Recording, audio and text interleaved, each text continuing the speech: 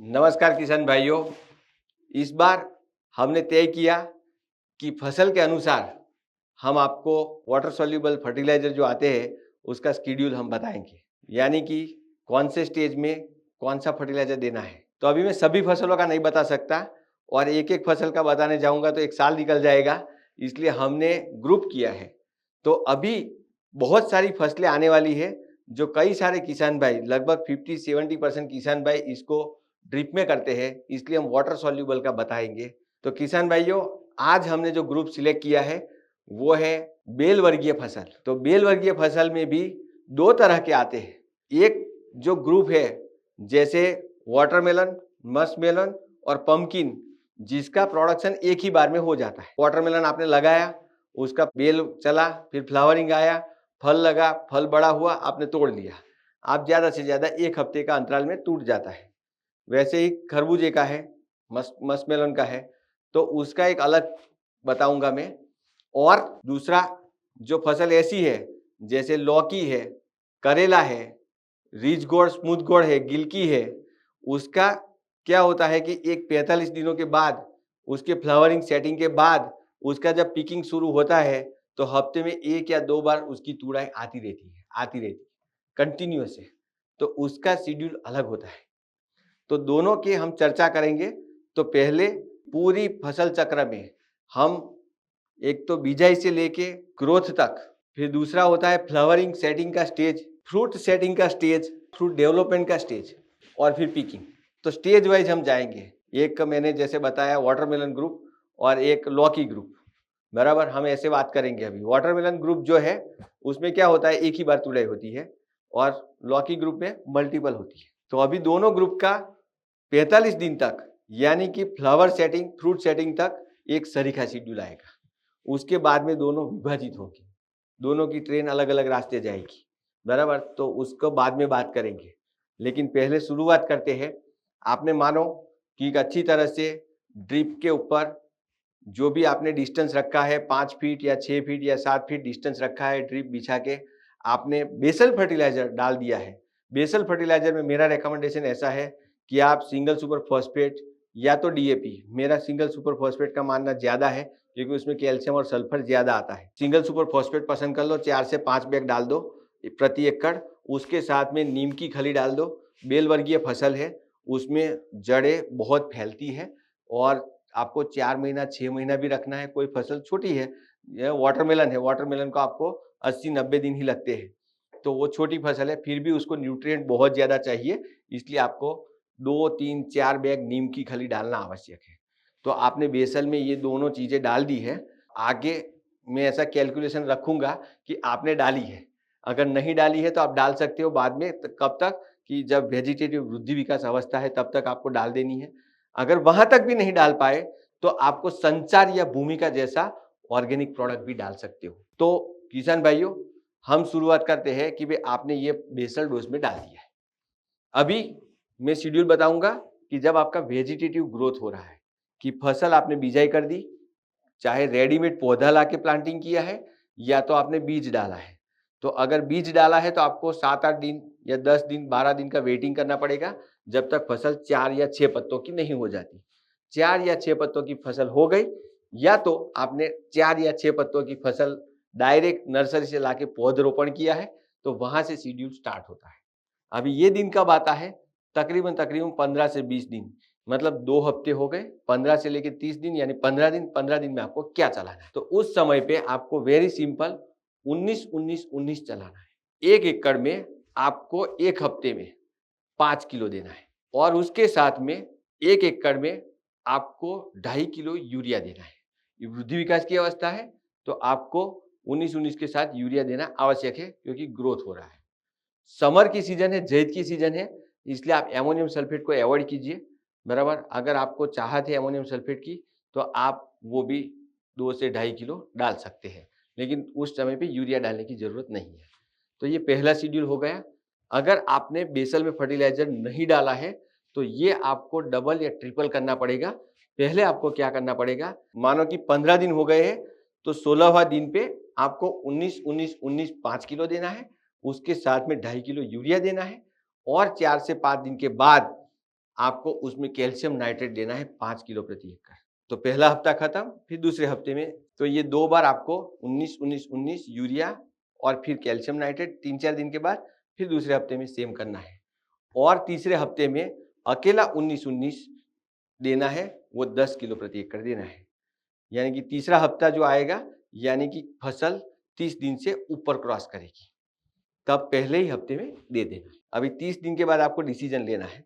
लौकी है, चल रही है, वाटरमेलन चल रहा है, लेकिन डाली बहुत कम आ रही है या तो ना के बराबर आ रही है, बेल ऊपर चढ़ रही है, लेकिन आपको ऐसा लगता है कि सटासट ऊपर तो चढ़ गई है एक 30 दिनों में, लेकिन डाली फूटान पे नहीं आ रही है। तो वहाँ पे 2 चीज़ें कर सकते हो। पहले नंबर पे आपको ऐसा लगता है कि बेल बहुत स्पीड में चल रही है, तो आपको गिन के 1 2 3 ऐसा गिन के लगभग लौकी जैसी फसल है तो आपको 1 2 3 4 नोड गिनना है, आपको लीफ पत्ते गिनने हैं, पत्ते के बाजू में नोड होता है, तो 11वें नोड पे आपको पिंचिंग कर देना है। ऊपर से तोड़ दोगे तो डाली शुरू हो जाएगी। ये सिंपल है। वाटरमेलन में आप लगभग 7वें 8वें पे देख सकते हो। 7वें 8वें पे अगर आप पत्ते बन गए हैं फिर भी डाली नहीं आ रही है तो आपको तोड़ सकते हो। ये दोनों में बहुत प्रॉब्लम है, क्योंकि वहाँ पे अगर मेन तने के ऊपर फूल आएंगे तो उसमें सब या तो मेल या तो फीमेल या तो मेल या तो फीमेल आते रहेंगे और फिर आपका फ्रूट सेटिंग में प्रॉब्लम होगा। और डाली पे जो आएंगे वो हर्माफ्रोडाइट फूल आएंगे जिसमें नर और मादा दोनों होता है, तो आपको फ्रूट सेटिंग में प्रॉब्लम नहीं होगा। तो ये प्रॉब्लम है इसलिए मैंने बताया, वरना आपको ग्रोथ बहुत हो रहा है और डाली फूटान पे नहीं है तो आप दूसरे तरीके से भी कर सकते हो दूसरी फसलों में, जैसे करेले में रिच गोल्ड, स्मूथ गोल्ड या तो पंपकिन वगैरह में कर सकते हो। वहां पे 1261 देना है, 126100 देना है। ये देने से क्या होता है, ग्रोथ रुकेगा थोड़ा, आपको लगेगा नहीं लेकिन थोड़ा रुकता है। मानो कि एक हफ्ते में 1-2 फुट बढ़ रहा था, वो अचानक आधे फीट पे आ जाएगा, ग्रोथ रुक जाएगी और साइड से डाली शुरू हो जाएगी। तो ग्रोथ की जगह पे डेवलपमेंट शुरू होगा। तो आपको तब पता चलेगा कि जब आपको डाली मिलेगी। तो इस समय पे आपको डालियों की फूटान बहुत जरूरी होती है। 30 दिन के बाद डाली आनी चाहिए। अगर नहीं आती है तो लौकी और तरबूज में, वाटरमेलन में मैंने बताया वैसा करना है। अगर वैसा नहीं करना है तो कोई भी फसल में आप 1261 देना शुरू कर दो। उस समय पे आपको 1 एकड़ में 10 किलो 1261 दे देना है। तो ये एक शेड्यूल में आता है 30 से 35 दिनों के बीच में, जहां पे डाली फूटान नहीं हो रही है तो ये डिसीजन लेना है। इससे आगे गए, फ्लावरिंग सेटिंग हो रही है, तो किसान भाइयों इस समय पे आपको बिना भूले एक हफ्ता ऐसा आएगा 35 से 40 दिनों के बीच में, या तो थोड़ा अर्ली भी आ सकता है। जैसे करेले की कोई वेराइटी है, वो छोटा वाला करेला आता है, तो वो छोटा वाला करेला है ना 38 दिनों में फ्लावरिंग, 38 दिनों में फ्लावरिंग फेंक देता है। या तो वाटरमेलन है 30 से 35 दिनों में फ्लावरिंग फेंक देता है।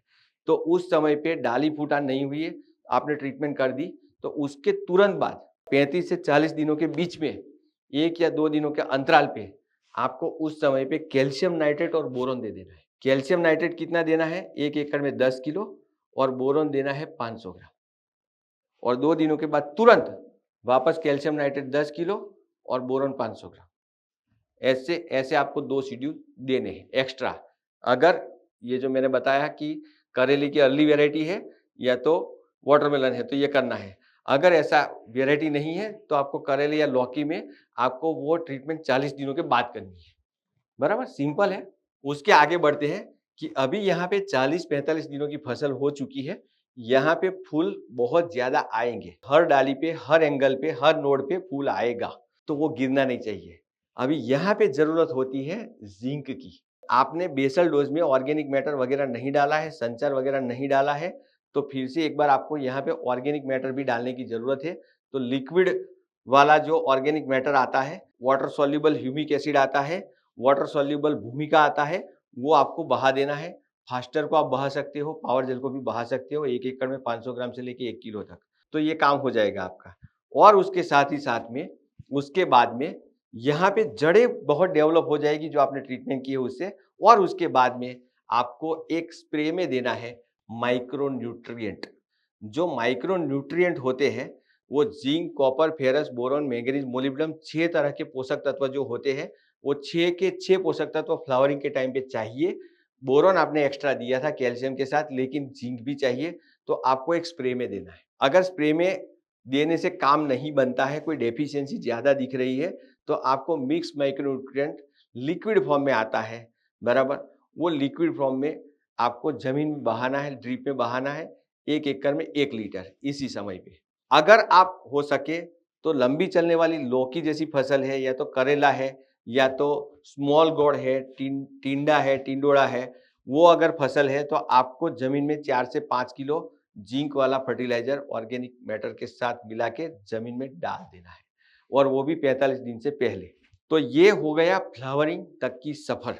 यहाँ पे आपको डाली फूल मिल चुके हैं, और अभी यहाँ से 2 ट्रेन अलग अलग जाएगी 2 फसलों की।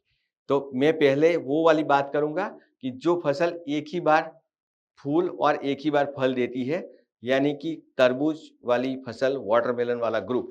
वाटरमेलन वाले ग्रुप में अभी क्या करना है कि फूल खिल गए हैं तो अभी फल बैठ जाएगी। तो फल बैठने के बाद वो फल धीरे धीरे धीरे करके बड़े होते हैं। मैंने बार बार बोला है 5 ग्राम से लेके 5 किलो का फल होता है।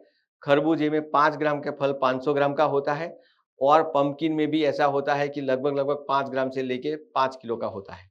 तो ये जो जर्नी है फ्रूट डेवलपमेंट की, वो बहुत लंबी चलती है, और लंबी चलती है तो पानी का मैनेजमेंट मैंने 2-3 बार बताया है पिछले वीडियो में, तो आप उस तरह से मैनेजमेंट कर सकते हो। लेकिन यहाँ पे हम फर्टिलाइजर शेड्यूल की बात कर रहे हैं, तो यहाँ पे आपको 45 दिनों से लेकर 60 दिन तक 13-0-45 और कैल्शियम नाइट्रेट देना है। 5-5 किलो के 2 डोज 1 वीक में, यानी कि 1 वीक में टोटल 20 किलो जाएगा। 5 किलो 13-0-45, 5 किलो कैल्शियम नाइट्रेट। जरूरत पड़े तो यहाँ पे भी 250 ग्राम बोरोन डाल सकते हो। आपकी जमीन बहुत ही बलुई रेतीली मिट्टी है तो आपको बोरोन एक्स्ट्रा डालने की जरूरत पड़ेगी, क्योंकि बोरोन एक ऐसा पोषक तत्व है पानी के साथ बहुत ही घुलता है, पानी के साथ बह के चला जाएगा, वो यूरिया की तरह घुलता है, तो जैसे वो बह के चला जाएगा। इसलिए आपको अगर बहुत बलुई मिट्टी है तो आपको कैल्शियम नाइट्रेट 13-0-45 और बोरोन तीनों मिक्स कर सकते हो। यस, आपको 5 किलो और 250 ग्राम डालना है हफ्ते में 1 बार, फिर दूसरी बार, मतलब 2 बार डालते हो तो 5-5 किलो 10 और 5-5 किलो 10, 10 और 10 20 किलो देना है। जब फल बन जाए और फल का विकास हो रहा हो, यानी कि 45 दिनों से लेके 60 दिनों तक ये प्रक्रिया करनी है। और अगर ये फसल पंपकिन की है तो आपको ये स्टार्ट करना है 50 दिनों से लेके 70 दिनों में। इसमें 5 दिन लेट शुरू करना है और 5 दिन लेट खत्म करना है। ट्रीटमेंट सेम है। और उसके बाद में आपको शुरुआत करनी है 0-0-50 की, मतलब 60 दिनों की फसल हो जाए उसके बाद में आप 0-0-50 शुरू कर सकते हो। तो ताकि फल अभी बन गए हैं, अभी अगले 15-20 दिनों में फल मैच्योर होंगे और कलर आएगा और उसमें आपको वजन बैठेगा। उसके लिए आपको 0-0-50 शुरू करना है और वो ज्यादा नहीं देना है। और उसका और भी एक मैं बता देता हूं, 0-0-50 हाईली सॉल्युबल है, लेकिन उसका सॉल्ट इंडेक्स भी ज्यादा है, और जड़ें अगर वहां पे एक्टिव नहीं है तो 0-0-50 लेने में प्रॉब्लम होगी प्लांट को। इसलिए आपको इस समय पे थोड़ा सा, मतलब 5 किलो 0-0-50 डाल रहे हो वहां पे, तो आपको 500 ग्राम यूरिया डालना है, ज्यादा नहीं, 500 ग्राम यूरिया से जड़ें एक्टिव हो जाती है। या तो आपको 200 से 250 ग्राम ह्यूमिक एसिड एक बार डाल देना है, बराबर। या तो भूमि का वाटर सॉल्युबल उस टाइम पे 1 एकड़ में 200 ग्राम डाल देना है। तो ये डालने से क्या होगा, जड़ें एक्टिव रहेगी तो पोटास एब्सॉर्ब ज्यादा होगा प्लांट से। तरबूज और खरबूज में आपको 60 दिनों के बाद 0-0-50 एक हफ्ते में सिर्फ 5 किलो, 75 दिनों तक 15 दिन, मतलब 2 ही हफ्ते देना है। 5 और 5 10 किलो ही टोटल देना है, उससे ज्यादा नहीं देना है। और अगर यूरिया डालते हो तो दोनों बार डालना है, भूमि का डाला तो एक ही बार डालना है। क्रॉप को मैच्योरिटी को ले जाना है। अगर ये प्रोसेस अगर पंपकिन में करनी हो तो आपको 80 दिनों के बाद करनी है, क्योंकि 110 दिन की, 115, 120 दिन की फसल है, तो 80 दिनों के बाद मैच्योरिटी आएगी, तब आपको 0-0-50 के 5-5 किलो के 2 हफ्ते देने हैं। मार्केट में कलर, शाइनिंग और वजन बढ़ाने के लिए पोटाशियम, मैग्नीशियम, सल्फर मिलता है, जिसको पोटाशियम सोनाइट भी बोलते हैं। पोटाशियम सल्फेट की जगह पे आप वो प्रयोग कर सकते हो। यस, आप करो, कोई बात नहीं, लेकिन अगेन वो प्रॉब्लम आएगा, इसलिए उसके साथ 500 ग्राम यूरिया या तो उसके साथ 250 ग्राम भूमि का वाटर सोल्यूबल प्रयोग करें तो अच्छा रहेगा, बराबर।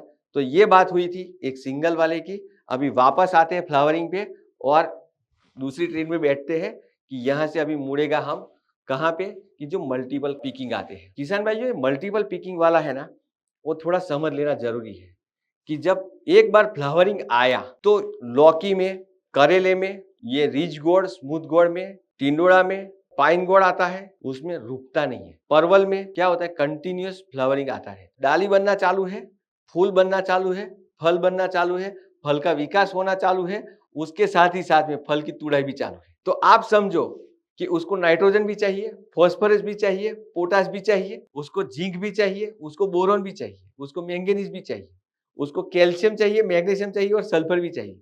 तो अभी सभी पोषक तत्व एक साथ में देना है। तो आपको शेड्यूल ऐसे सेट करना है कि मैं आपको शेड्यूल बताऊंगा 15 दिन का। इसका आपको 15 दिन का शेड्यूल सेट करना है कि एक फ्लावरिंग आ गया आपका, जहां पे हमने बोला था कि करेले की अर्ली वेराइटी है तो आपको पहले कैल्शियम और बोरॉन दे देना है, और आपको 45 दिन पे पहुंच गए हो, 45 दिन पे अगर लौकी जैसी फसल है तो आपको उसी टाइम पे कैल्शियम और बोरॉन देना है। फ्लावरिंग को सपोर्ट करने के लिए ऊपर से स्प्रे करना है, वो भी मैंने बता दिया, जमीन में भी बता दिया। अभी फ्लावरिंग आ गई है, ऐसा मान लेते हैं कि फ्लावरिंग में से अभी फ्रूटिंग सेट हो रहा है, मतलब ये अभी बार बार दोहराएगा, ये साइकिल चलती रहेगी कि 15 दिन में क्या करना है। कि मानो कि एक 45 दिन की फसल है, 45 दिन से और 15 दिन मतलब 60 दिन तक, और 15 दिन मतलब 75 दिन तक मैं एक 15 दिन का शेड्यूल बनाता हूँ।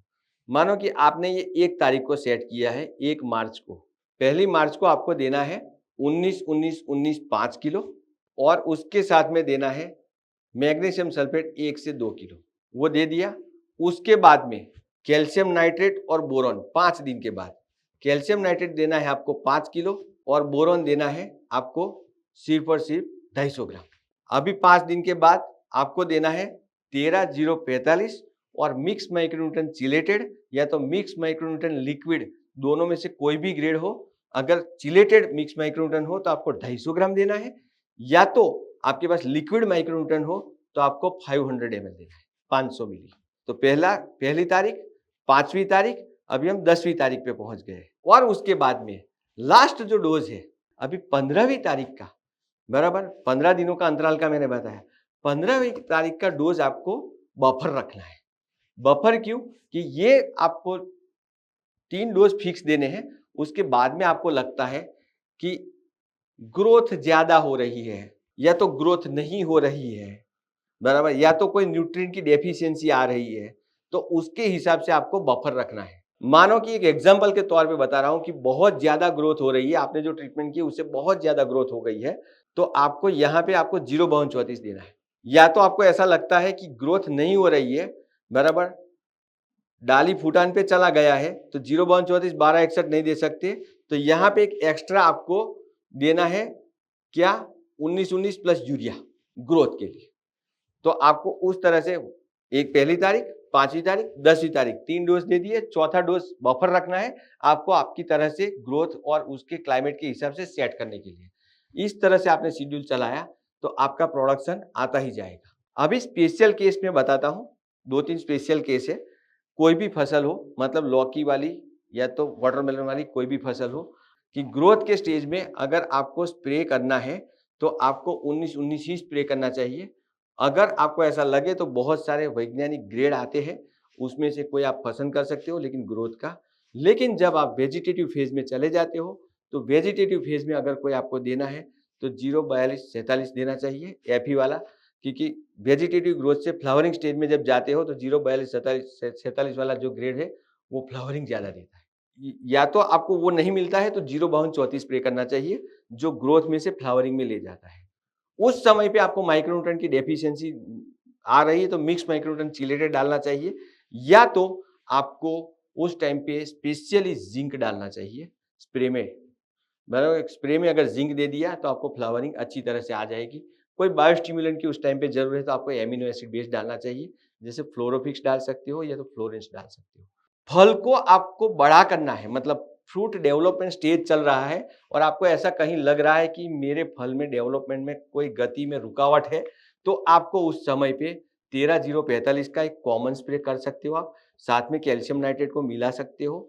लेकिन अगर आपको बहुत ज्यादा ऐसा हो तो फ्रूट डेवलपमेंट के भी ग्रेड आते हैं, उसका प्रयोग करना चाहिए। और अगर आपको उस समय पे ऐसा लग रहा है कि फल प्रॉब्लमेटिक है, मतलब टेढ़ा मेढ़ा आता है या तो आपको फट जाता है, ऐसा कुछ हो रहा है, तो आपको कैल्शियम बोरॉन का एक्स्ट्रा डोज स्प्रे करना चाहिए। अलग अलग स्वरूप में मिलते हैं। मैं स्वरूप की बात नहीं कर रहा हूँ, फंडामेंटल न्यूट्रिएंट की बात कर रहा हूँ। तो आप उस तरह से प्रयोग कर सकते हैं। तो ये हो गया टोटल न्यूट्रिएंट मैनेजमेंट। कैसे करना है? वाटर सॉल्युबल से करना है। किस में करना है? तो गौड़ वाली वनस्पति में करना है। गौड़ वाली वनस्पति में मैंने बताया कि आपकी 2 लाइनें अलग-अलग है। एक लाइन ऐसी है कि वाटरमेलन ग्रुप है, एक लौकी वाला ग्रुप है, दोनों का मैंने समझाया। आपको ये शेड्यूल कैसा लगा? और इसमें कोई अगर रह गया है तो आप ज़रूर बताएँ। अभी तक आपने एग्रोस्टार यूट्यूब चैनल को सब्सक्राइब नहीं किया तो अभी भी सब्सक्राइब कर दीजिए, ताकि ऐसी नई-नई इन्फॉर्मेशन आपको मिलती रहे। खूब-खूब धन्यवाद। Thank you very much.